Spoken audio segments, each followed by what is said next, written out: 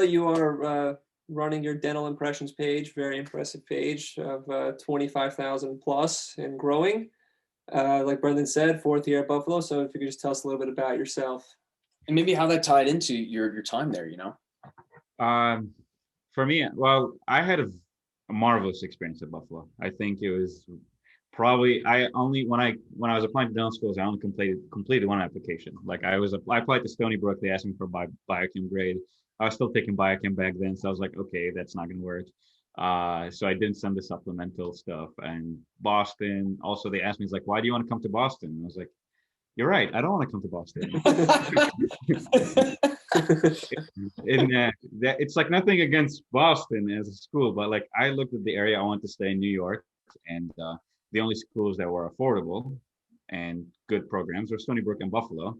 Couldn't apply to Stony Brook because of biochem, and I was like, okay, let's just apply to Buffalo. You know what I mean? And if it doesn't work out, I'll take a year off, like normal people do. So it worked out, one interview, and then I feel like when people talk about fate, whatever, it was like a very good environment here. They're very progressive. I was like shocked, like how progressive the program here at Buffalo. Like you talk about social media and certain things. Back then, 4 years ago, it was super frowned upon in dentistry. It was like, what is wrong with you doing things on Instagram? You're going to be a dentist. I was like, whatever. Yeah. But Buffalo is like cameras, funding, whatever you need, rooms, people, personnel, editing. They covered everything. And they did not try to claim any copyrights or property to my page. They were like, it's yours. You do your own thing. They really liked the organicness of it, that I was just sharing my own experience. And at no point I felt I was monitored or like, you should say this. How about you do that? Like every once in a while, it'd be like, okay, we have an event. Could you like spread the word? Normal things. So for me, it was a shock of how progressive the program was. And then I look at the diversity of my classmates, like you have all sort of different people.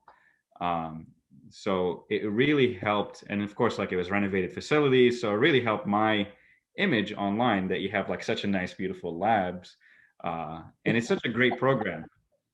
You're really selling Buffalo. I feel like we gotta throw some Stony Brook. I was voted for superlatives as like most likely to be a UB faculty, and I was like very happily gonna take it.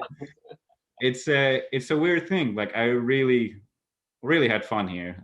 As like we were talking about this earlier, there's a lot of things you can do outside, extracurriculars. So for me, I graduated from Syracuse undergrad. I was a majored in psychology and biology minor. And then I applied to dental school, took the DATs that summer or like junior year. I think that's when I applied to Buffalo, got into Buffalo. And now I'm about to graduate from Buffalo. We're hearing back from the match tomorrow. Yo, man. How are you spending the night before match? What's your pre-match Great question. plan? Well, my friend is coming over. I think Jelani's coming over, and I have my roommate. So it's just the three of us. Say hi to Jelani for me, by the way. Yeah. I will. He definitely knows you. He loves ASDA trips. He doesn't stop talking about the ASDA trips. They're a lot of fun. You should have come on more, man. I know. I really wanted to, but me and let's just say me and Asda had some run-ins certain times, but for a different day. But no, like I love the Asda. Like Will and I are very good friends. Jelani is one of my best friends here, and he's coming over. So I think we're just gonna like chill. About the journey into dental school, you said it. You were majored in psychology. Yeah. What part of New York are you from, by the way? So I moved to Syracuse, which is upstate New York, 2011. So my parents moved, I'm originally from Iraq, born and raised, and then I lived in Egypt. In 2011, I moved to Syracuse. So even though I only spent 4 years in Syracuse, I guess that's what you'd consider my home in the United States. Yeah. So yeah, Syracuse, small town. It's a smaller Buffalo. That's what I call it. I don't know if you know this, so well, you probably do, but like to New York, Long Island people, anything pretty much above Westchester, whether it's all the way in the west or that's upstate for us. Yeah, everything. Anything north of the city is upstate. Once I got to go through those tunnels, that's it. The bridge and the tolls, you're upstate. It's too common misconception, right? Too far for me. My God, no, it's a good town. Had a good learning experience. But yeah, I went to undergrad there too. Number one party school. Really live up to its name. It's like, Great basketball up there too. yeah, the atmosphere was insane.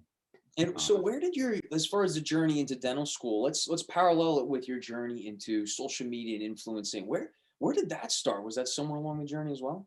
I told you when I was applying, I really didn't know much about dental school until kind of end of sophomore year. My best friend was obsessed with dentistry. I was an art major the first semester. I was kind of like just rebellious. My parents were like super Middle Eastern. You're gonna be a doctor, MD kind of thing. And I was like, I'll do art. Uh, I mean, look and behind then, you. huh? Look Yeah, behind you.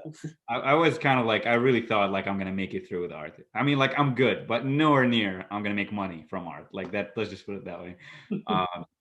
And sophomore year, I started like, doing a lot of medical interpreting because I speak Arabic. So I was in the hospitals a lot, working with all sort of medical professionals, and I hated every single one of them. Like not them as a person, but whatever they did was just not fun for me.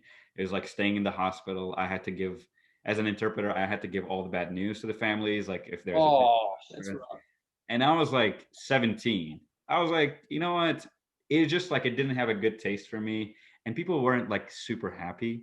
And then my friend was talking about how amazing his dentist is, and I was like, "You want to be a dentist? That's so weird.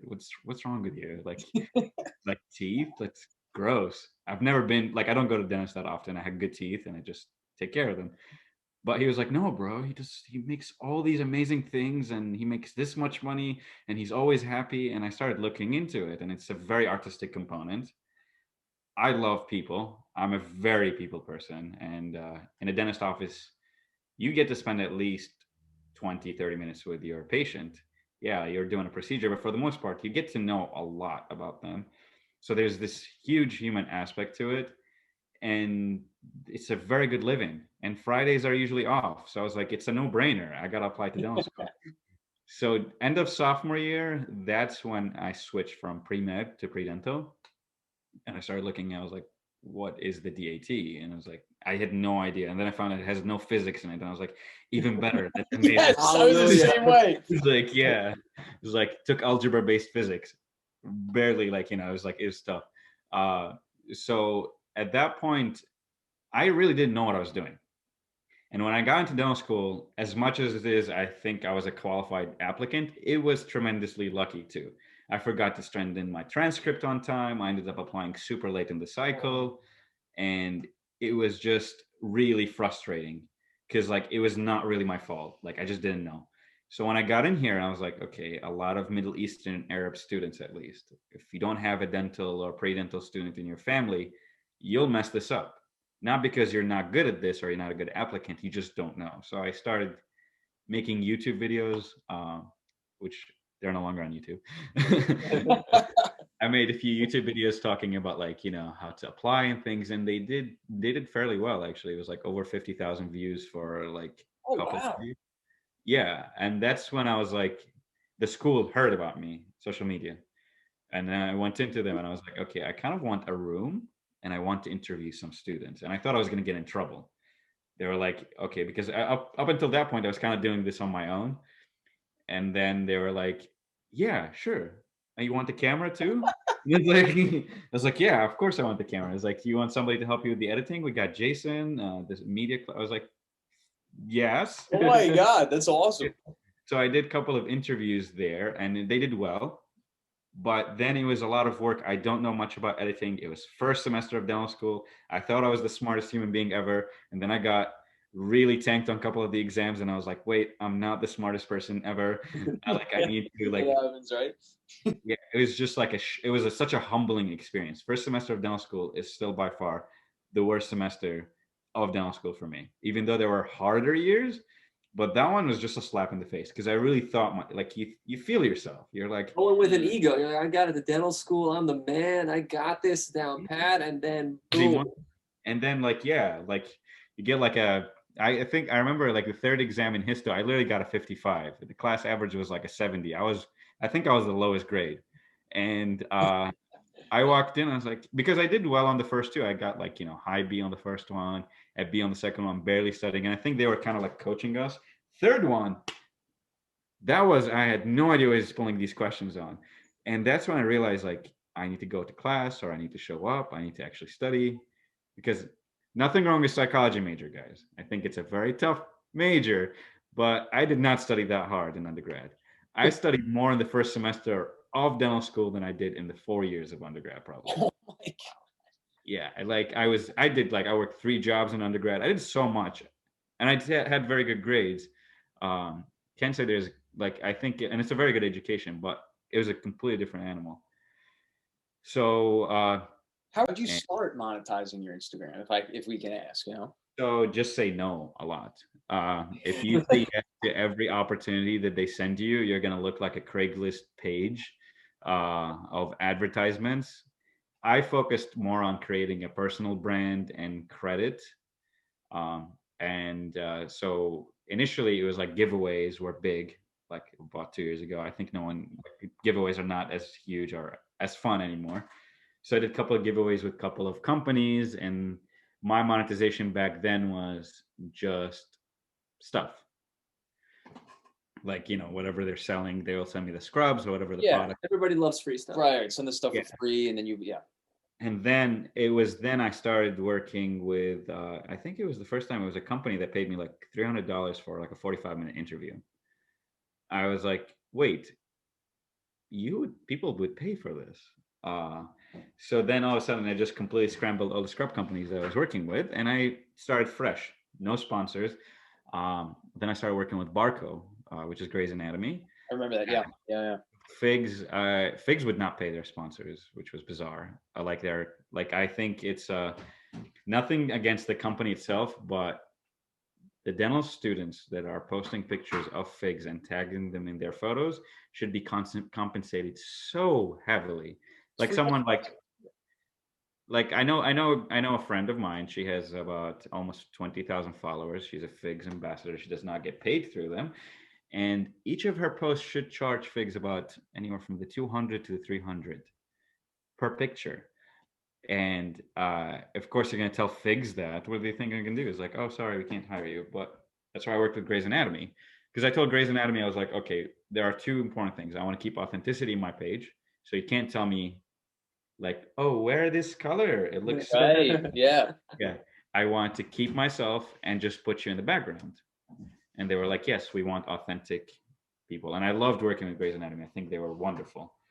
Um, then Colgate came in, Philips Sonicare, Cranberry USA. There was a bunch of sponsors too. Some uh, work for Buffalo, the area too. But I would try to keep it into contract base. And for me, all the money from Instagram is bonus. The dental impressions page it's done its job. And what would you say to the next student that wants to build up their Instagram page? What's the advice you'd give to a dental student now trying to market themselves the way you were able to? I think I was lucky that I started at a critical time. Let's just put it that way. Back then, it was very easy to grow if you're consistent, and I was very consistent. On social media now, you have to be very engaging. So if you're willing to start a page right now, you'll need to be posting on a daily basis. You'll need to be messaging and responding to messages on a daily basis. You'll need to be communicating with other pages as well. So it's not just posting. You need to go on like Students of Dentistry page or iDentistry page, and you need to comment and you need to engage. All that to drive traffic to your page. So it's not as simple. Take a photo. It was, right? Yeah. Yeah. Now the algorithm changes every month. So if you post the same hashtags on 2 photos right after each other, you're still spamming the algorithm. Therefore, they're going to, what's the word? They're going to shadow ban your next post. Shadow banning is like basically kill the engagement of your next post because you use the hashtags on the first post. And there's no book where it tells you like, okay, this is what you got to do. You got to figure it out on your own. It's crazy, right? Trial and error. It's a wild, wild west. So like for me, when I tell people that are trying to start, it's like, I'm not going to lie to you. There is money in it. There is a lot of fun. There's a lot of reward. You're going to get a lot of compliments, a lot of job offers, but it's a job, you know? How did you prevent it? Because you said it's toxic. You know, it is. It can be addicting to be on Instagram, involved with Instagram. How did you prevent that from, one, taking over your mental health and personal life, and two, prevent you from kind of taking away from school, because here you are, dude, match day's tomorrow. You're going to be fine. Yeah, no, it's I always, as I mentioned, it was not a central part of my life. Like whatever I post on Instagram is what I want people to see. Like I'm president of my own club. I'm very involved in the school and the community. I'm very involved with my family. Instagram, at the end of the day, I was very obsessed with it. Like I'd say second year of dental school. That's where my biggest growth spurt happened. But once I monetized it, I was right away, I was relocating because I wanted to put a lot less emphasis on Instagram and a lot more emphasis on myself. Mhm. So I found contracts, right? So I know what I need to do for the week. I need to post 6 times for Janu, and I need to post a video for Colgate, and I need to post a reel or whatever for this other company. So I work with contracts only, for example. I try not to do single post things. I say no a lot, like to a lot of things. Like if somebody sends me like, "Go send you a pair of scrubs for a photo," it's like, sorry, can't do it. Simply, like just like no explanation. You don't owe anyone any reasoning. Just can't do it. And it's a matter of like, It's a in, great. yeah, Instagram is a dynamic. It's always changing. So while you're working on building it, work on your exit strategy. That's the only way I kept it from being super toxic. When you stay true to yourself, you earn respect of your peers and your classmates. Like if right after I was critiqued, I just shut down the page, no one would still respect me. It's like, oh, he tried and failed. I I kept with it to the point that you kind of like force yourself into reality. It's like, well, you don't like it, that's your problem, not mine. I know I'm doing a good job here. Moving forward from here, because I mean, what, 6 months, you're not going to be the dental student anymore. Do you see this tying into your career?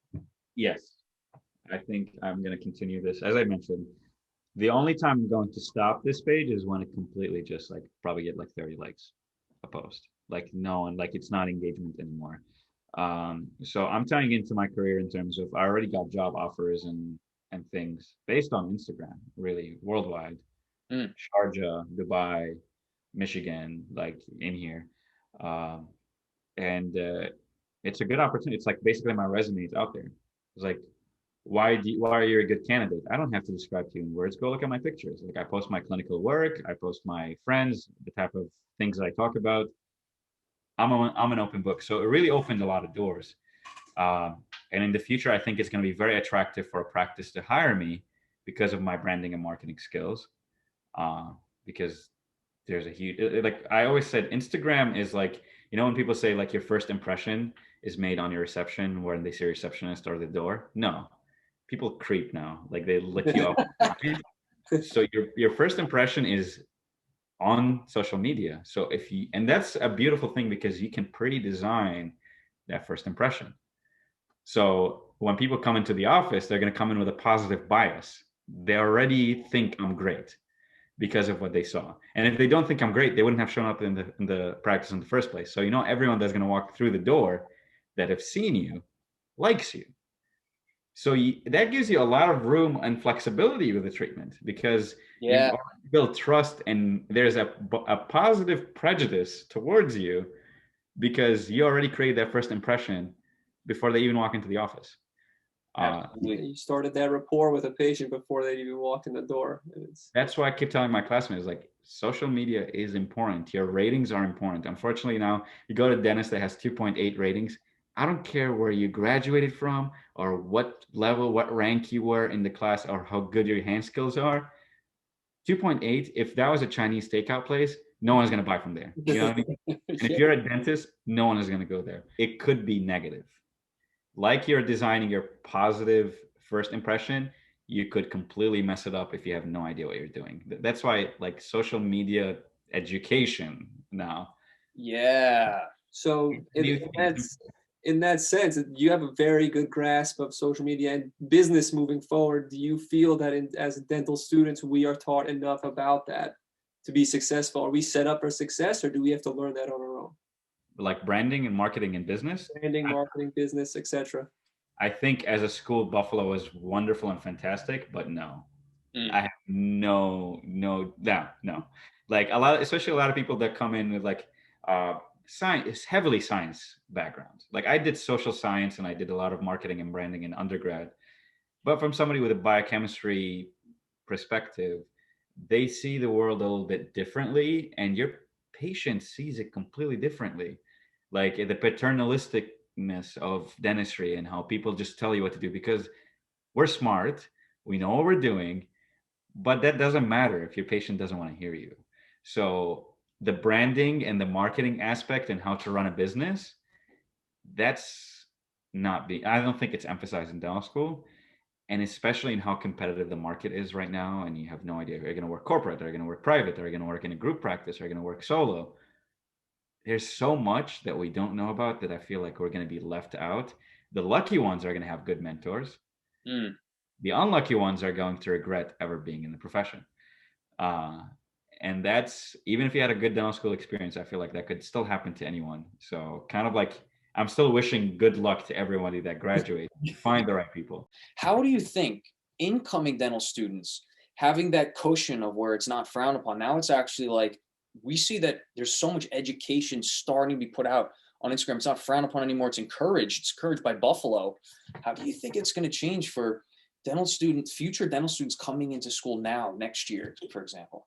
I think residencies and jobs in particular are going to be a lot first. They're going to be looking at your social media. Residency, I think they're still kind of like set on in their own ways. Yes.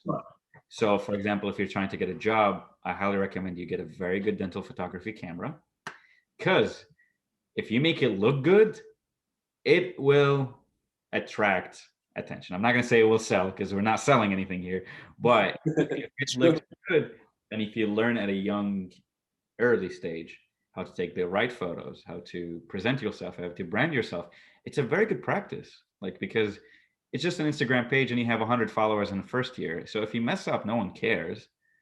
But you'll be learning, like the social media education we talked about, is kind of going to be integrated early on. It's like, okay, this is getting engagement. This is not getting engagement. This is what the public wants to say, it wants to hear, but it's not what I want to say. Therefore, I should be careful. Like, you know what I mean? Like, it's good to start small.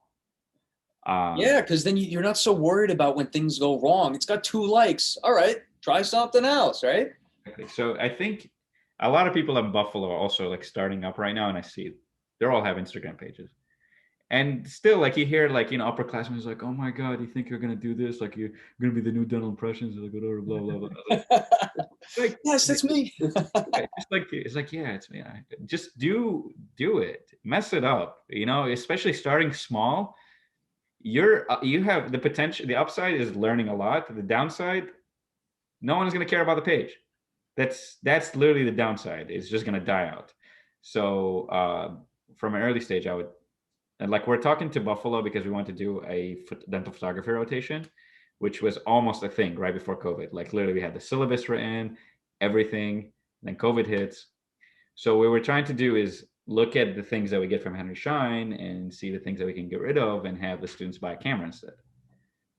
Wow, It's that's huge. smart. That is huge. And create a portfolio from first year. It's good to look at where you started and where you ended. It's also like just the psychological feeling of it. It's like, wow, this was my first class too. That looks like a turd.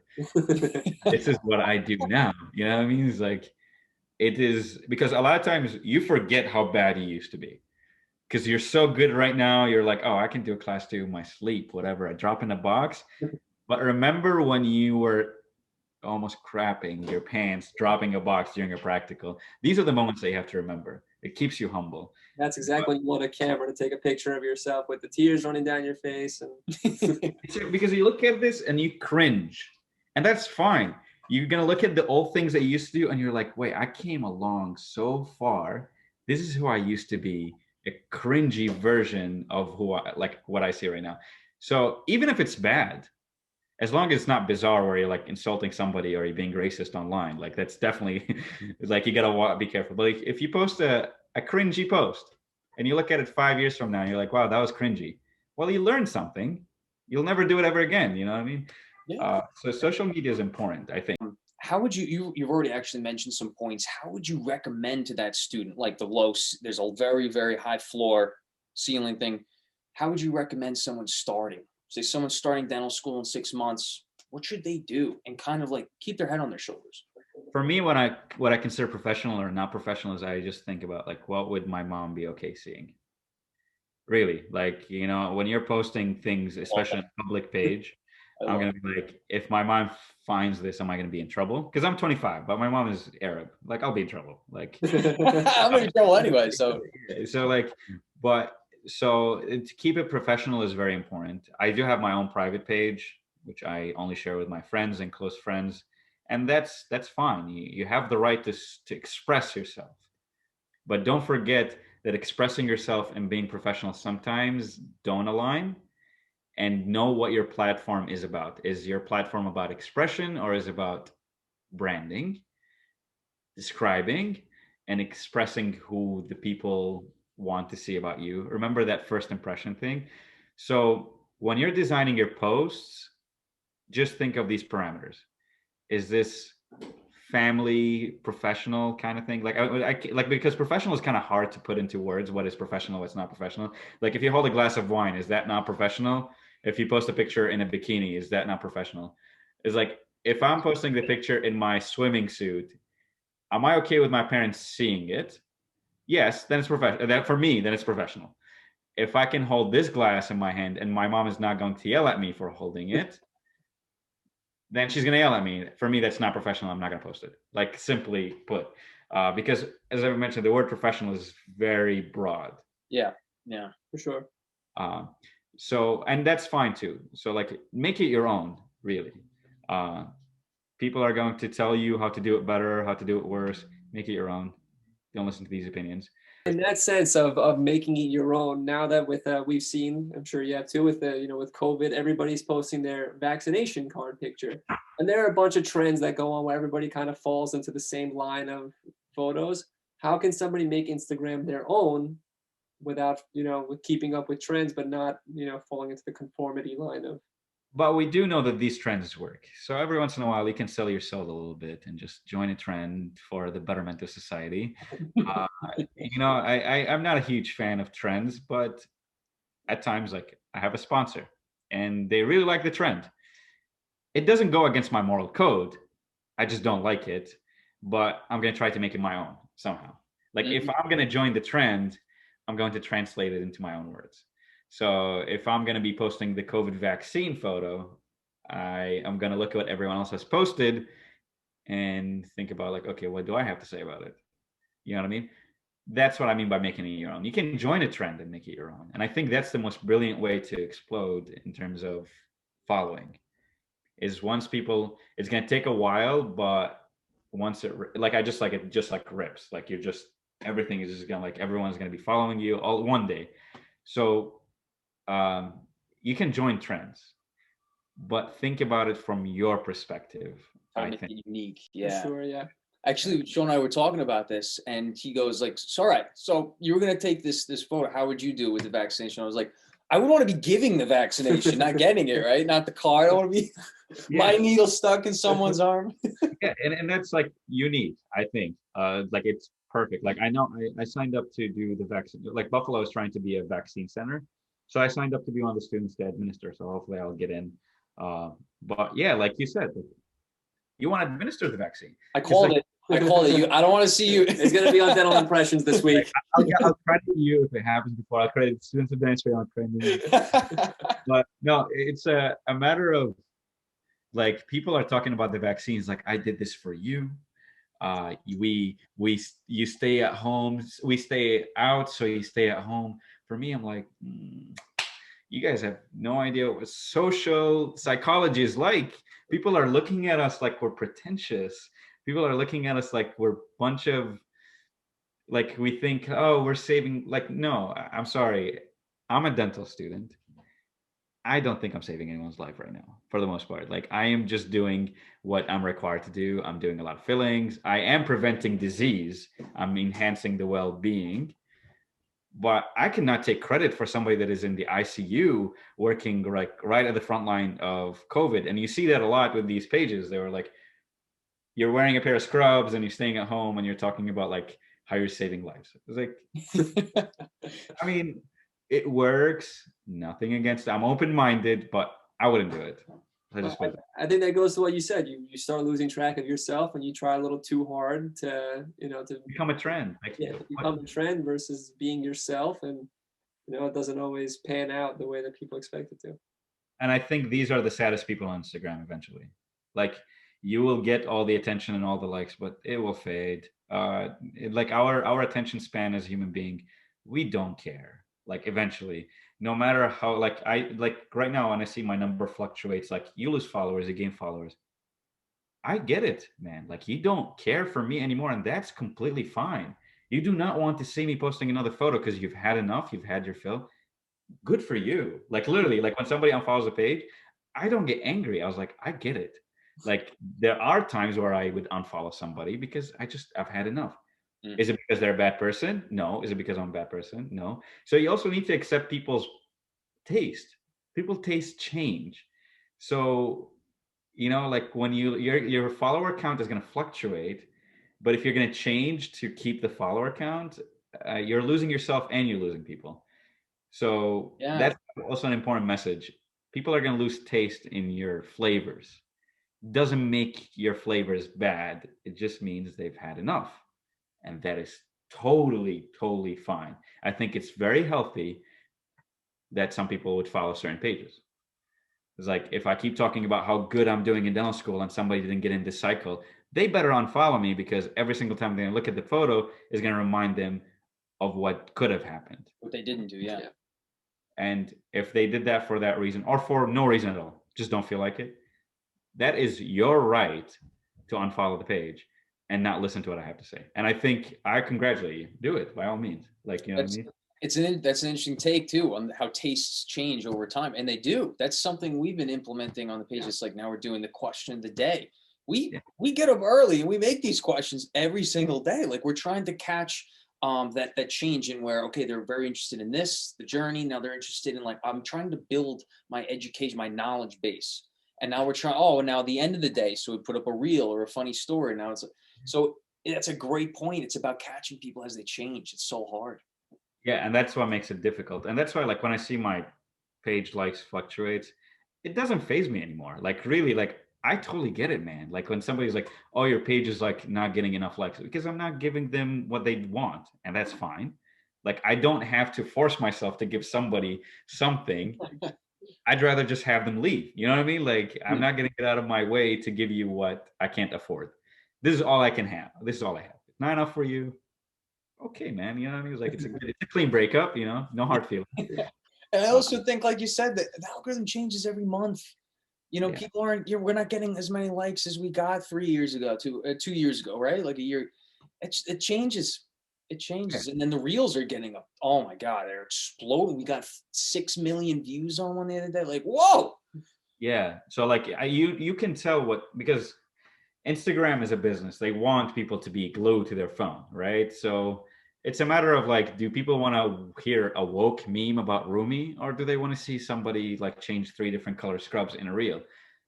I think the scrub thing is a lot more entertaining, to be quite honest. If I had to choose, I'd be like, I'm flipping through reels, but it's a matter of like up to your taste, like, you know what I mean? And it's important to look at the trends. And as I said, follow them.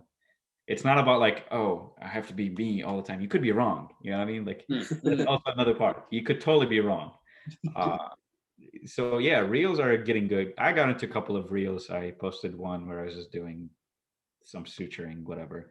And then I was like, wait, I'd made this in 15 seconds and it was like 10, 12,000 views. I was like, okay. So Yeah. if you know how to do reels, you'll be making good follower count. You're going to be doing very well for yourself. Um, so it's good. But for me, I feel like I just kind of lost the flavor of Instagram. It does not feel as good to me as it used to be. Again, that's totally fine. I have new passions now.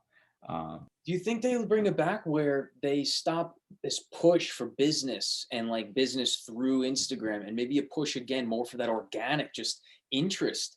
You don't Look think at so? Facebook. Look at Facebook. Yeah. Look back for like 10 years ago when people get like 500, 5,000, 10,000 likes on Facebook. Like, do people care? Like, you see what Facebook is only ads. Mm. Instagram is the same thing. It's kind of like, like it's going to grab attention. Like same thing with TikTok. They did that too, where any person can go viral. Then all of a sudden, your engagement gets less, less, less, less. But at that point, you have gathered so many people into the platform, you can start charging more and more and more. So why are you going to bring back organic feed if you can charge for ads? Because people are already like, you gotta understand, most people on the platform are not posting, they're watching. So whether it's an ad or you, doesn't matter.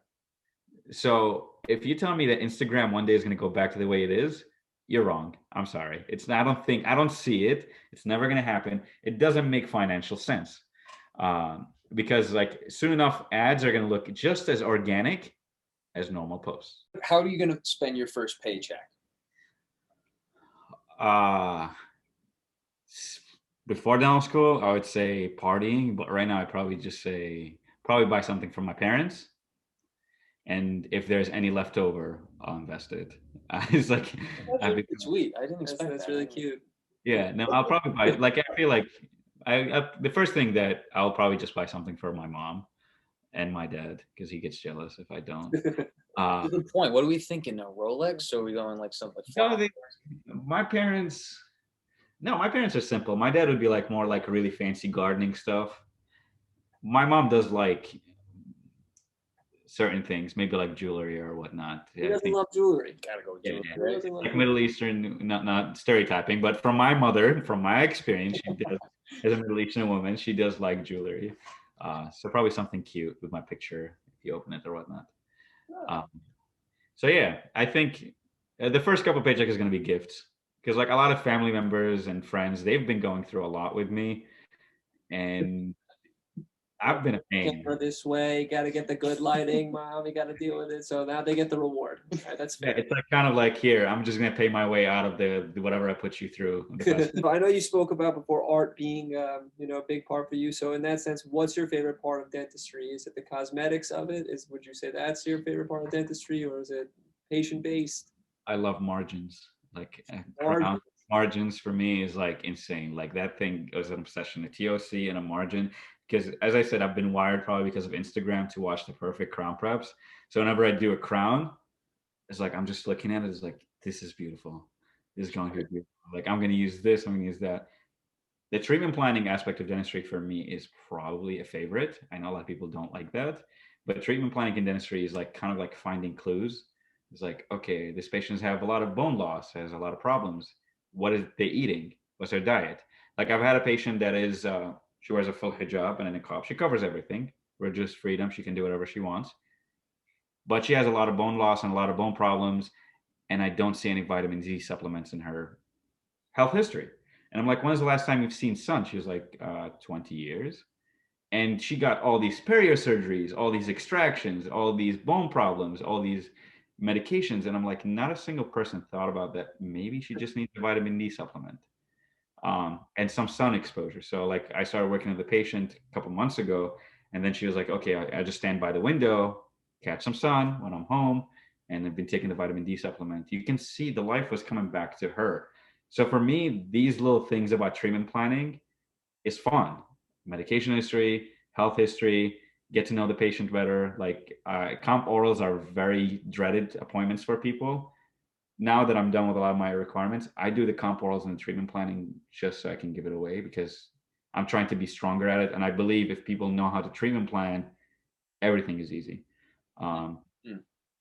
And I think I'm more of the artistic humanitarian side of dentistry than the scientific. I am very evidence based, but I kind of emphasize on the art aspect of dentistry. That's what drives me. Yeah, the aesthetics, of course. It's like, how can you make it look better? It's like, if it's pretty for me, it's like part of my brain's just go and be like, oh, that looks pretty. Like, The so, dopamine, the dopamine. Yeah, that's his release. so I think it is like, how pretty the prep is, how good the shade matching is. The artistic part of it is my drive. Did you see that? All these drawings. I mean, you have a huge history in art. Did you kind of see that? You didn't see that molding into dentistry at all. I saw it because I kind of like used art as an excuse into dentistry. I was like, well, I'm already good with my hand skills, so it's going to make sense. Because like I told you back then, I was not sure what dentistry even is. It's such a mysterious field. No one was posting about it on Instagram. You can't, like, you Google, what does a dentist do? They're going to be like, they restore, extract, they rehab. Like, you don't know what they're saying. What is mesial? What is distal? No one knows. Uh, so back then I used art as an excuse into saying that dentistry is going to work for me. It's a specialty within the health field that translates into good hand-eye coordination. So I think I'm going to be good at it. Um, but I didn't see myself seeing like, oh, I'm going to be doing beautiful fillings because I have art. I didn't even know what compounds a filling. Yeah. I bet your mom was like, so is that doctor? Is that right? Yeah, my mom was like, she disowned me for a week. She was like, "You're not gonna go to." I'm not kidding. Like when I was pre-med to pre-dental, my mom was like, "No, you can't do that. Really? All of your cousins are doctors. What are you Oh gonna my do?" God. But now they're like obsessed with it. They love it. They're so happy that I chose it. They see how happy I am doing it. Um, but I would have been a horrible physician. I'm not gonna, like I really hated it before even walking into, and I probably would have gotten in, but I don't know if I would have made it out because like Hmm. it's everything that I just don't like. It's a lot of studying. It's not enough handwork. I just didn't like it at all. Medical impressions just doesn't sound as good either. No, what is medical impressions? Yeah, it's like Dental impressions is much better. I was surprised like dental impressions was not taken. That's how low the amount of dentists were on social media. That is such a good name. I just thought it was like dental impressions. No hashtags, no underscores, no dots, no nothing. And that just shows you how little dentistry was on Instagram. It's like you probably like you a year or two ago you could have just went add dentist and you would have gotten it. Like Now you're right. You got to add an underscore, a hyphen, or something, a slash in it just to get your. I have to like dentistry with Abdul Al Karaguli, student at Buffalo School of Dental Medicine. Like Your name is just this. to give you Whole thing. 52 characters. So you mentioned this patient who you help with the vitamin D supplements in the sun. Is there a preclinical experience, or even a clinical experience other than that one that you worked really hard at, and the result it paid off? You just felt really good about it. Maybe a story that. I think of like fixed prosthodontics. Like I told you, I was very interested in pros. And that was mainly because of preclinic. We have a lot of prosthodontics. I did 2 research in prosthodontics. Um, Not that I was interested in pros back then. I was just look. I did well in that fixed pros class, and the faculty was like, "You should do research. This is something that you should entertain." I was like, "Okay, fine." I hate research, but it was different. I prepped all 28 teeth in a dent form in a typodont on a non-hinge simulated patient. And then, so first we grinded it down, we reduced the vertical dimension, and then I had to increase the vertical dimension. So by preparing all teeth, temporizing them with zirconia pre-milled bridges, like for, PMMA bridges, I temporized them, increased the vertical dimension, did my occlusal adjustments because PMA can do add and subtract, right? Mm. And then use the design of my temporaries to create the definitives. Because at that point, the temporaries was like kind of like how the mouth would look like and how it's going to shape. And in a real patient, you'd send them home for a couple of weeks or months and test the function, the speech, and just modify it. And then with scanning technology, you scan the pre-op and then you scan the post-op design is literally going to be your temps because they were milled too. So these were pre-designed, so they already look aesthetic, they already look good. And by adding and subtracting, you are modifying it. And then you create the zirconia crowns at the end, which I did with Zircad, like still kind of a new material. And that's when I was like, wow, that is amazing. I just prepared every single one of these 2 teeth. I temporized it. So that's why I was like, wait, research doesn't have to suck. Like, you know what I mean? Like, So tomorrow's match day, big yeah. day for us. I know we talked about it a little before. Let's run through kind of your ritual set here for good luck. Like tonight, you said Jelani's coming over. I just try not to think about it. Like, you know what I mean? Like, I feel like whenever you say you're going to get this or you're going to do that, like life is very interesting. They always find a way to like, for it to not happen. Yeah. So for me, I placed my list and kind of, I did not rank all schools. Let's put it that way. There are some programs that I interviewed in and I was like, not a million years. Really? Without mentioning names, one of the programs was telling me they don't place a single implant, but you're going to get a world-renowned dentist or oral surgeon that's going to teach you about implants. I was like, wait, so if I fail in Buffalo and redo a year, it's pretty much the same work that I'm going to do in that resident. Because like I was like asking him, I was like, how much crowns do you do? I was like, I think about like 12, 15. I was like, 15 crowns? You can do more here. so, so yeah, they're one of the programs I completely didn't rank. So the ritual is just, I try not to think about it. Mm. From my weird experience in life is I would not in a million years would have thought I'd be here right now. Like I started in Iraq, then Egypt, then Syracuse, then here, then med school to dentistry to art. It was weird. Sometimes what you want and desire is not what's best for you. So whatever you're gonna get is exactly what you need. I love that. It's like whatever you're gonna get out of this, it is what you need. Because that's the point where you realize everything else that didn't happen that you wanted was just wrong. It was not the right thing for you. So that's how I stay at peace, because you fail a lot in life. Oh, yeah. Oh, we know that. We dental We're school no is strangers to that. So whatever is going to happen is what you need. Might not be what you want, but it's exactly to the dot what you need. So just I couldn't think of a better way to end it than on that note. that was actually our positivity. last question. What would be one quote that you have for everyone, all the dental students, all the pre-dental? Like that was awesome.